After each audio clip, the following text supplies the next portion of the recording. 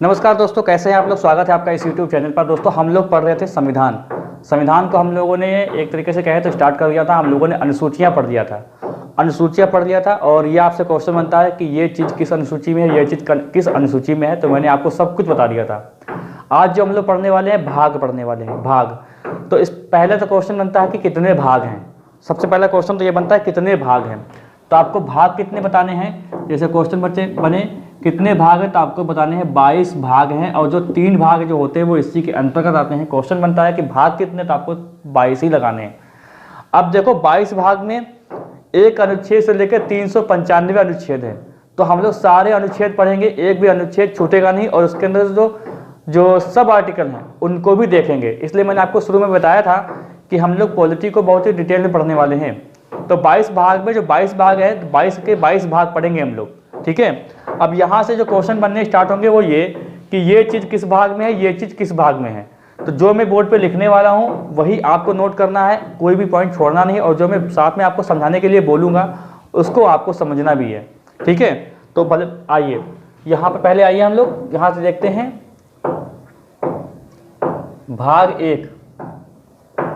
भाग एक 2 3 4 4 का 5 6 7 8 9 10 11 12 13 यहाँ तक शो कर रहा है। मैं एक बार चेक कर लूँ भाई, ठीक है।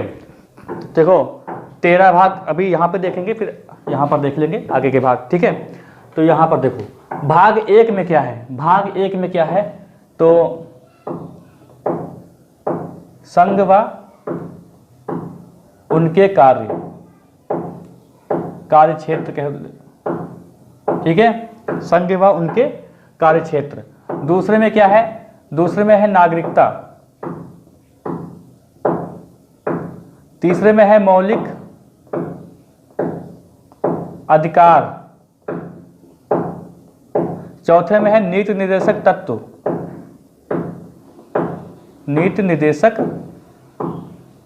तत्व, या सिद्धांत। 4 का में ये बाद में जोड़ा गया है 4 का, ठीक है। तो इसमें क्या है, इसमें है मौलिक अधिकार या मौलिक कर्तव्य। इस मौलिक अधिकार ऊपर हो गया, तो ये हो गया मौलिक कर्तव्य। 5वें में क्या है, संघ। 6ठे में क्या है, राज्य। 7वें में क्या है, निश्चित। 8वें में क्या है, केंद्र शासित प्रदेश।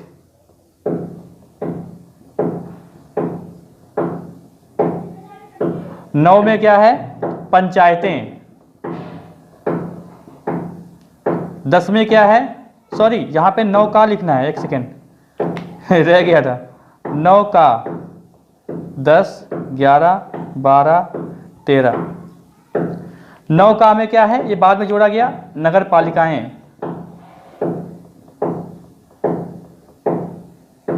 10 में क्या है, अनुसूचित जाति अनुसूचित जनजाति क्षेत्र।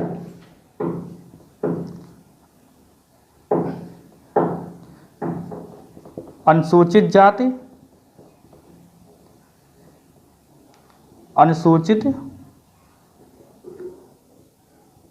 जनजाति, ठीक है।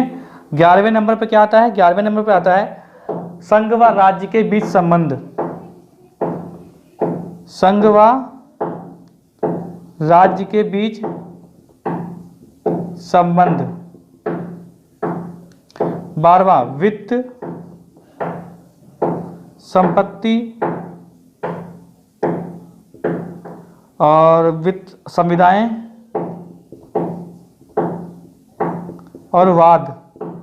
13वां में क्या है, क्षेत्र के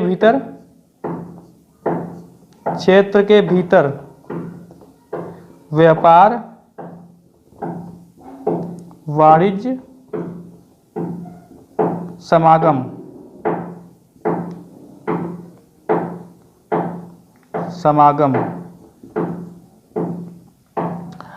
देखो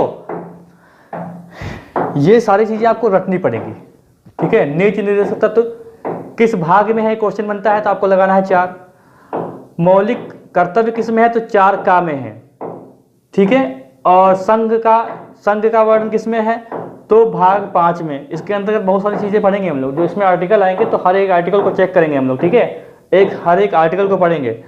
और नागरिकता किस भाग में है, ये आपसे ऐसे क्वेश्चन बनता है, नागरिकता किस भाग में है, भाग 7 में क्या है, भाग 8 में क्या है, भाग 5 में क्या है, ऐसे सारे मतलब ऐसे क्वेश्चन बनते हैं आपसे, ठीक है। अब यहाँ पर हम लोग अभी आर्टिकल भी लिखेंगे, ऐसा नहीं है कि आर्टिकल नहीं लिखेंगे। 13, फिर उसका आप स्क्रीनशॉट ले लीजिएगा। 13 हो गया है। अब यहाँ पर देखते हैं हम लोग,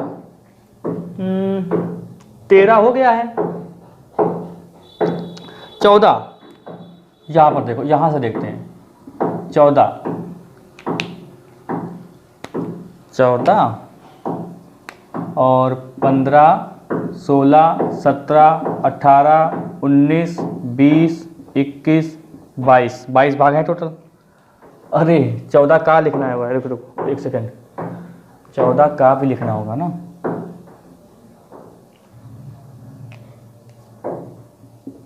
चौदह का 15, 16, 17, 18, 19, 20, 21, 22 भाग हैं टोटल।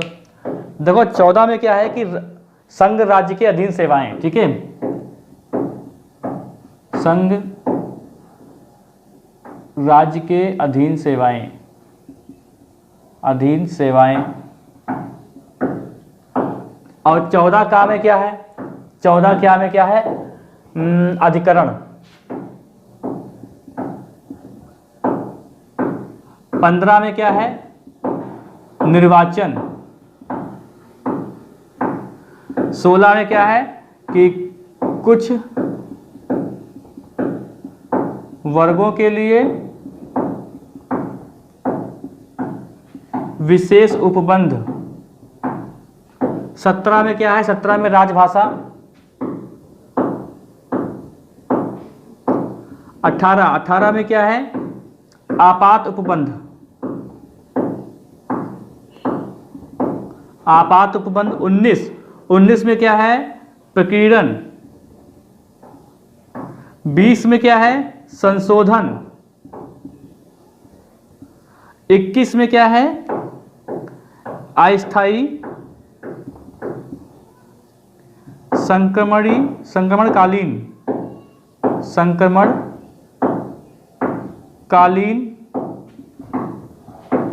विशेष उपबंध। और 22 में क्या है, संक्षिप्त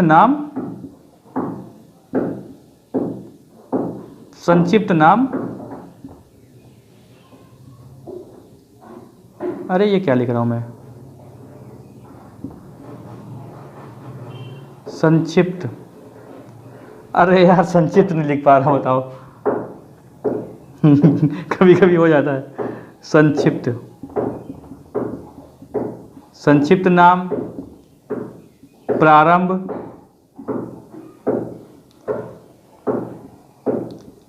और हिंदी कौन सा, हिंदी अभी याद नहीं आ रहा है। हिंदी पाठ करके कुछ है, अभी देख लेंगे इसको। हिंदी पाठ करके कुछ है, जो ऐसे क्वेश्चन आया हुआ है। अच्छा यहाँ पर हम लोग क्या करेंगे, आर्टिकल लिख लेते हैं। क्या करते हैं भाई, आर्टिकल इसके हम लोग लिख लेंगे, ठीक है। यार मैं देख लूँ एक बार सही चल रहा है, यहाँ तक शो कर रहा है कि नहीं, ये देखना जरूरी होता है भाई, ठीक है। तो इसको लगा ले, ये निकल गया। संघवा। अब ये क्वेश्चन आता है कि भाग 1 में कहाँ से कहाँ तक अनुच्छेद हैं। तो देखो संघ व उनके क्षेत्र जो है, ये आर्टिकल की बात करेंगे, यहाँ पे लिखेंगे नहीं अनुच्छेद। 1 से 4 तक। नागरिकता के कितने से कितने अनुच्छेद हैं, 5 से 11 के बीच में नागरिकता का वर्णन किया गया। ये अनुच्छेद की बात हो रही है, आपको ऐसे ही स्क्रीनशॉट ले लेना है अभी। मौलिक अधिकार कितने हैं, 12 से 35, मतलब 12 अनुच्छेद से 35 अनुच्छेद तक मौलिक अधिकारों का वर्णन किया गया है। मेरा मतलब ये है। नीति निर्देशक तत्व 36 से 51, 36 से भैया कितना, 51। और मौलिक कर्तव्य जो बाद में जोड़े गए हैं, वो कितना है 51 का, या ए बोल सकते हैं। संघ का वर्णन अनुच्छेद देखो तो कितना हो जाएगा 52 से 151 तक, और राज्य का है 152 से 237 तक, और निरसित 238 और केंद्र शासित प्रदेश कितना आ जाएगा 239 से 242। पंचायतें हैं 243 का से 243 रा तक। ये भी 243 से ता से 243 ता से 243 या छा। और ये अनुसूचित जाति अनुसूचित जनजाति ये कितना है, ये 244 से 244 का तक। और संघ व राज्य के बीच संबंध जो होगा वो कितना होगा 245 से, अब यहाँ पर देखो 245 से 263, 264 से 300 का। और क्षेत्र के भीतर व्यापार व वाणिज्य समागम ये कितना अनुच्छेद आएगा 301 से 307। देखो ये याद करना पड़ेगा आपको, जब अच्छा एक लेवल का एग्जाम आप दे रहे होंगे तो आपसे ये पूछ लेता है ना कि भाग 8 में कितने अनुच्छेदों का वर्णन किया गया है। तो आपके पास ऑप्शन होंगे 239 से 250 या 240 से 242, ऐसे आपके पास ऑप्शन आते हैं जब बड़ा एग्जाम होता है, जो अच्छा लेवल का एग्जाम होता है। वरना तो आपको खाली भाग ही पूछेगा बस। संघ एवं राज्य के अधीन सेवाएं कितना हो गया है 307, तो 308 से 323 तक। अधिकरण में कितना आया है 323 का से 323 खा तक। निर्वाचन देखो, निर्वाचन 324 से 329 का तक। कुछ वर्गों के लिए विशेष उपबंध है तो 330 से 342 तक। राजभाषा है 343 से 351 तक। आपात उपबंध है वो कहाँ से कहाँ तक है 352 से 360 तक। प्रकीर्णन है 361 से 367 तक। अस्थायी संशोधन 368 अनुच्छेद है। और अस्थायी संक्रमण ये कितना है 369 से 392, 369 से 392, और ये 393 से 395। अब ये शो कर रहा है, मैं एक बार देख लूँ भाई साइड तक आ रहा है। हाँ, तो ये इसका आप स्क्रीनशॉट ले लो और इतने आर्टिकल इतने अनुच्छेद आपको सारे में पढ़ाऊंगा, 1 से लेके 395 तक जितने भी अनुच्छेद हैं सारे अनुच्छेद देखेंगे, उसके अंतर्गत सब आर्टिकल भी देखेंगे। ठीक है, तो बाकी आपसे जो क्वेश्चन दोस्तों बनेगा ऐसे बनेगा, मैंने पहले बता दिया। जैसे राजभाषा किस अनुच्छेद से लेकर किस अनुच्छेद तक है, तो आपको बताना है 343 से 351 तक, क्योंकि हमें पता है, हमने कई बार पढ़ा है कि जो आपात उपबंध है वो 352 से है। ठीक है, तो 352 से 360 जो है आपात उपबंध का प्रावधान किया गया है। आर्टिकल की ये सब आर्टिकल लिखे, अनुच्छेद लिखे, ये सब मैंने अनुच्छेद लिखा नहीं है, लेकिन आप लोग समझिएगा ये अनुच्छेद 1 से 4 है, ये अनुच्छेद 5 से 11 है, तो ये अनुच्छेद हैं। तो 343 से 300 ये सब बहुत ही डिटेल वाली क्वेश्चन है, जो आप बहुत अच्छे लेवल का पेपर दे रहे होंगे उसमें ये क्वेश्चन आपसे बनते हैं कि अच्छा हाँ यहाँ जो है यहाँ लिखा क्या था, यहाँ क्या लिखा था, मैं लिख दूँ फिर से, हिंदी प्रतिकृत पाठ, हिंदी प्रतिकृत पाठ ऐसे लिखा था शायद। ठीक है, ऐसे आ जाएगा हिंदी प्रतिकृत पाठ। तो 393 से 395, तो यहाँ से लेके यहाँ तक हम लोग पढ़ने वाले हैं सारा कुछ। स्क्रीनशॉट ले लिया है इसका आपने? चलो मिटाते हैं इसको। अब हम लोग आज जो पढ़ेंगे वो पढ़ेंगे भाग 1। भाग 1 पढ़ेंगे, यानी अनुच्छेद 1 से लेके 4 तक है, वो आज हम लोग कंप्लीट कर लेंगे। बाकी नागरिकता हम लोग कल देखेंगे। तो आपको आई होप आपको याद रहेगा ये सब चीज़ें, ये सारी चीज़ें आपको याद करनी पड़ेंगी। ठीक है, और मैंने कोई ट्रिक से तो याद नहीं किया जो मैं आपको ट्रिक बताऊं। बस आपने नोट्स देखिए, नोट्स देखते रहिए, आंखें बंद करिए और उसके बारे में सोचिए कि मैंने क्या पढ़ा, यहाँ पे क्या था, क्वेश्चन करिए अपने आप से, बस अपने आप ही याद आ जाएगा। ठीक है, तो भाग 1 डालते हैं हेडिंग, भाग 1,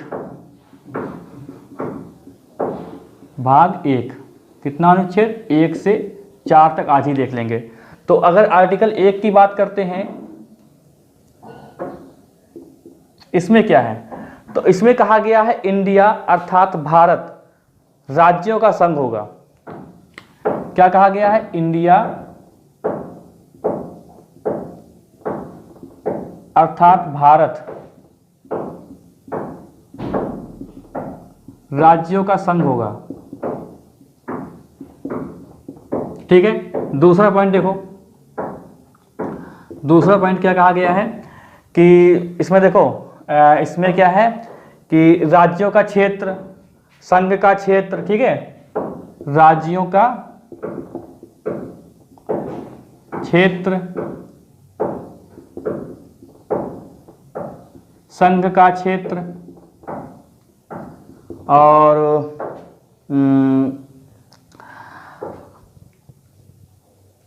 देखो राज्यों का क्षेत्र, संघ का क्षेत्र, ऐसे राज्य जो भारत सरकार द्वारा अधिकृत किए गए हों, ऐसे क्षेत्र जो भारत सरकार द्वारा अधिकृत किए गए हों, लिख लो ऐसे, अभी मैं समझाऊंगा ये क्या चीजें हैं। ठीक है, ऐसे क्षेत्र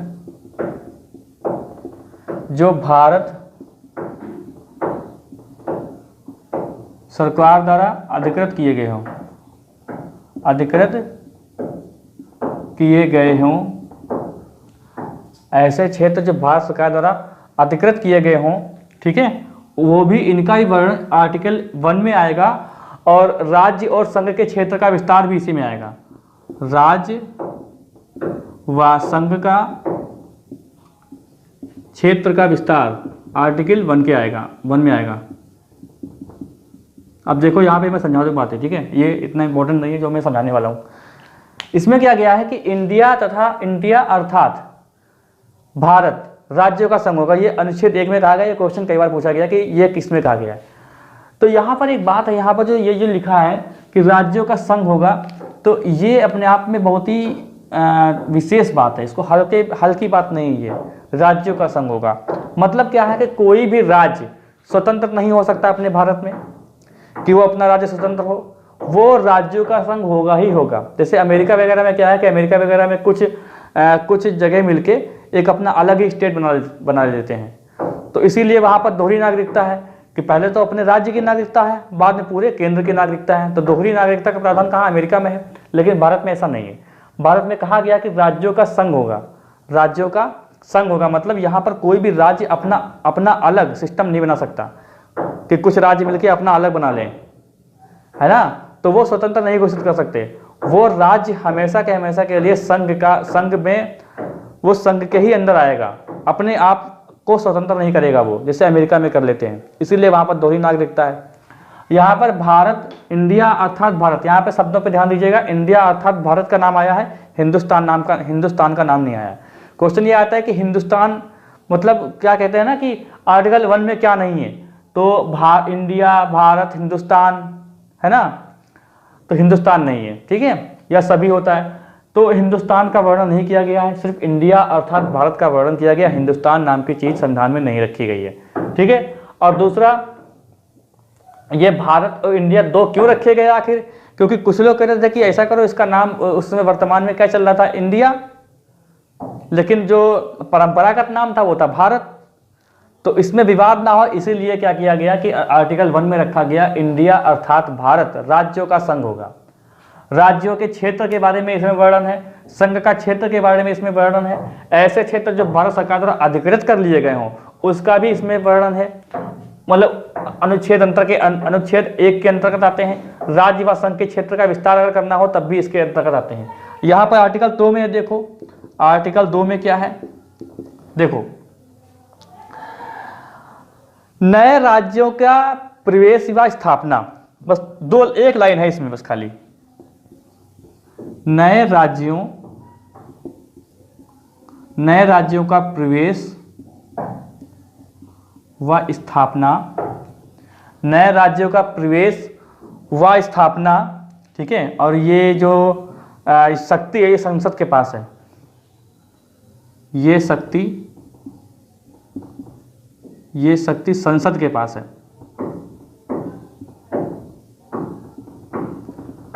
ठीक है। अब यहां पर एक चीज देखो, यहां कहा गया है नए राज्यों का प्रवेश व स्थापना किसके अंतर्गत होगी, वो आर्टिकल 2 के अंतर्गत, यानी अनुच्छेद 2 के तहत होगी। और हम लोग अनुच्छेद 2 किसके अंतर्गत पढ़ रहे हैं, भाग 1 के अंतर्गत पढ़ रहे हैं। तो नए राज्यों का प्रवेश व स्थापना, जैसे कि अब नए राज्यों का प्रवेश मतलब क्या हुआ, जैसे कि मान लीजिए कोई भारत है, ठीक है,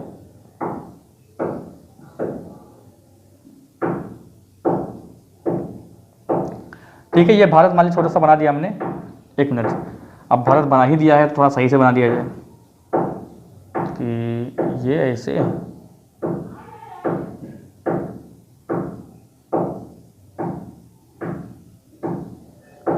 तो देखो मान लीजिए जैसे कि कोई भी क्षेत्र हमने जीत लिया, क्षेत्र कोई जीता है हमने मान लीजिए, तो अगर पूरा देश अगर आता है, देश अगर पूरा देश जीत लेते हैं हम लोग, तो क्या करते हैं कि उसका राज्यों का प्रवेश मान लिया जाएगा, वो प्रवेश हम लोग भारत के अंदर आ गया।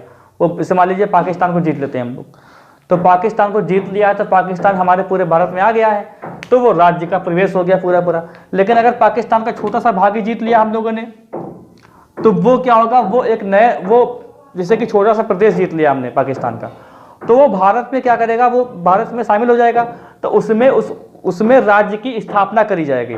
और ये सब किसके तहत होगा, आर्टिकल 2 के तहत होगा। और ये शक्ति संसद के पास है, ठीक है, नॉर्मल मेजोरिटी के साथ हो जाता है, इसमें कोई संशोधन करने की जरूरत नहीं है, नॉर्मल मेजोरिटी, ठीक है। तो उसके साथ हो जाएगा, तो यानी कोई भी अगर राज्य जीतते हैं हम लोग, कोई भी देश जीतते हैं, तो वो तो पूरा पूरा प्रवेश हो जाएगा भारत के अंदर, ठीक है। जो भी राज्य रहेंगे उनके रहेंगे, अलग बात है वो आगे नाम परिवर्तन कर देगी, वो अलग चीज, लेकिन इसमें नहीं आता है। और अगर कोई राज्य का, कोई देश का छोटा क्षेत्र जीतते हैं, अगर वो इसमें आता है, आने की बात हो रही है, जाने की बात नहीं हो रही है यहाँ तक कि भारत का क्षेत्र कोई चला जाए, वो नहीं हो सकता है, ठीक है। आने की मतलब हम लोग क्या करेंगे, जीतेंगे उसको। तो अगर शामिल करना चाहते हैं कोई राज्य, अगर कोई देश का क्षेत्र अगर शामिल करना चाहते हैं, तो ये अनुच्छेद 1 के तहत हो जाएगा, शामिल कर लेंगे उसको। और शक्ति के पास संसद है, वो सॉरी ये शक्ति संसद के पास है, इसमें कोई भी संशोधन करने की, अमेंडमेंट करने की जरूरत नहीं होती है, ठीक है। आओ आर्टिकल नंबर 3 देखते हैं, इसमें क्या है, ये भी बहुत अच्छी बात है। आर्टिकल नंबर 3, आर्टिकल 3 यानी अनुच्छेद 3, इसमें क्या किया गया है, इसमें क्या कहा गया है कि संसद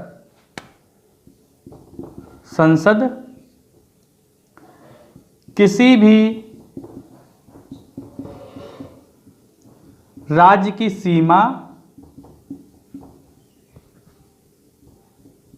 घटा बढ़ा सकता है और नाम परिवर्तित कर सकता है।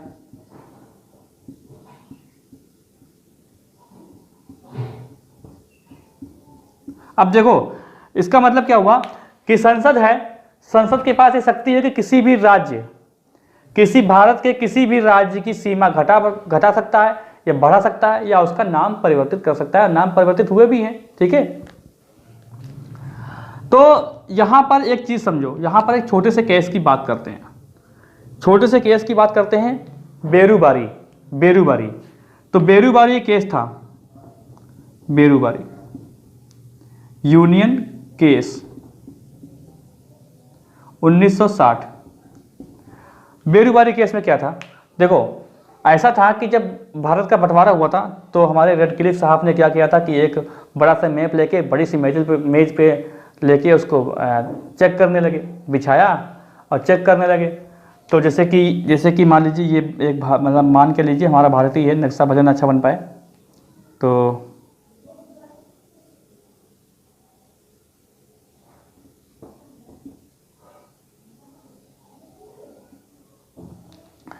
तो भाई इन्होंने बंटवारा किया भाई, ठीक है। तो यहाँ पर एक वेस्ट बंगाल होता है, वेस्ट बंगाल है, तो इसी के आगे पूर्वी पाकिस्तान आता था, पूर्वी पाकिस्तान। तो जब बंटवारा हुआ था तो क्या हुआ था कि जो बेरुबारी के जो एक गांव था वेस्ट बंगाल का, ठीक है, तो उसमें बहुत सारे मुस्लिम रहते थे, लगभग 90 से 95% जो हैं मुस्लिम लोग थे। और ये हो गए थे भारत के अंदर, ये चाहते थे पूर्वी पाकिस्तान में कि हमें पूर्वी पाकिस्तान में शामिल करो, ठीक है। तो ऐसा नहीं था कि मतलब अब यहाँ पर ऐसा हुआ कि बेरुबारी गांव था वो हिंदुस्तान के अंदर आ गया, और कुछ ऐसे भी क्षेत्र थे जो पूर्वी पाकिस्तान में चले गए थे जहाँ पर हिंदू की जनसंख्या ज़्यादा थी, ठीक है। देखो तो क्या हुआ, जब बंटवारा हुआ था, रेडक्लिफ ने बंटवारा किया था, तो हुआ प्रॉब्लम क्या हो गई थी, तो इन्होंने क्या किया, एक लकीर खींचते चले गए, पुलिस चौकी को मिलाते चले गए। तो ऐसे करते करते क्या हुआ कि मान लीजिए जिसका घर बहुत बड़ा था, वहाँ पर बहुत बड़ा घर बना है, तो इसके 1-2 कमरे इसमें हिंदुस्तान में, 2 कमरे पाकिस्तान में, इनको समस्या हो रही। मान लीजिए किसी का घर यहाँ पर है, ठीक है, और खेत उनका हिंदुस्तान में है, घर पाकिस्तान में और खेत हिंदुस्तान में, ठीक है, एक कमरा यहाँ, किचन इनका हिंदुस्तान, ऐसे प्रॉब्लम हुई। तब यहाँ पर क्या हुआ कि भाई समझौता हुआ एक 1958 में, किसमें, 1958 में समझौता हुआ कि हमें पूर्वी पाकिस्तान में शामिल कर दो, मतलब पूर्वी पाकिस्तान और हिंदुस्तान की भी समझौता हुआ। तो उस समय पीएम कौन था, जवाहरलाल नेहरू। तो उन्होंने कहा ठीक है भाई, आप ऐसा कहते हो तो ठीक है, जाना भी जाते तो कोई बात नहीं, जाना चाहते हैं तो उनको ले जाओ। तो उन्होंने कहा कि हम ठीक है, हम अनुच्छेद 3 के तहत जो है ये क्षेत्र हम पाकिस्तान को दे देंगे। जब ऐसी बात हुई तो बहुत सारे लोग जो है गर्म हो गए कि ऐसा कैसे हो सकता है, काफ़ी विवाद हुआ। तो उस समय राष्ट्रपति थे राजेंद्र प्रसाद, इन्होंने आर्टिकल 143 के तहत सुप्रीम कोर्ट से राय ली। उन्होंने पूछा कि भी इस पे भाई क्या किया जाए, तो उन्होंने बताया कि देखिए अनुच्छेद 3 ये कहता है कि जो भी आप राज्य में नाम घटाएंगे, नाम बदलेंगे, सीमा घटाएंगे, बढ़ाएंगे, वो सब भारत के अंदर की बात है। आप बेरुबारी की बात करते हैं तो आप चाहे तो इसको यूपी में शामिल कर दीजिए, मध्य प्रदेश में शामिल कर दीजिए, वो अलग बात है, वो तो हमारा मैटर है, लेकिन आप किसी दूसरे देश को नहीं दे सकते हो, दूसरे देश को ये क्षेत्र नहीं दे सकते हो। ये वेस्ट बंगाल में आता था, ठीक है। तो हालांकि बाद में जो है बांग्लादेश बना 1971 में। तो उन्होंने कहा अब क्या किया जाए, तो उन्होंने कहा कि 368 के तहत, जो हम लोग आगे पढ़ेंगे, जब 368 आएगा, 20वां भाग आएगा, अच्छे से पढ़ेंगे हम लोग, 368 के तहत आप इसमें संशोधन करके ये आप कर सकते हैं। तो बेरुबारी जो था ये फिर 368 में संशोधन किया गया इसमें, तब जाके ये बेरुबारी जो है पाकिस्तान को दिया गया, ठीक है। ये केस था। तो इसका मतलब ये साफ साफ ये है कि जो आर्टिकल 3 है वो सिर्फ ये कहता है कि जो भारत है उसके आंतरिक जो राज्य हैं, जो अंदर के जो राज्य हैं, भारत के अंदर की जो सीमा के जो राज्य है, उसी में सीमा घटा बढ़ा सकते हैं, किसी का नाम बदल सकते हैं, या 2 राज्यों को मिला सकते हैं, या राज्य का बंटवारा कर सकते हैं। जैसे कि अभी क्या हुआ था, तेलंगाना आंध्र प्रदेश से बनके तेलंगाना आया था, ठीक है। तो ये बात आपको समझ में आ गई होगी। अब देखते हैं आर्टिकल 4, यानी जो हम लोगों ने अभी संघ व उनके क्षेत्र देखे हैं, कार्य क्षेत्र देखे हैं, वो 1 से 4 तक है। तो अब आता है आपका आर्टिकल 4। आर्टिकल 4 इसमें क्या है कि अनुच्छेद 2 व 3, अनुच्छेद 2 व 3 में संशोधन नहीं माना जाएगा, संशोधन नहीं माना जाएगा। अभी आप लोग कहेंगे सर आपने तो कहा था भाई संशोधन करके दे सकते हो, लेकिन ये क्या हुआ, मतलब ये है कि ये एक अमेंडमेंट होता है। मतलब ये है कि इसमें 2 और 3 में जो भी उस समय हो गया था, ठीक है, मतलब इसमें क्या है कि 2 और 3 में संशोधन करने की जरूरत नहीं होती है।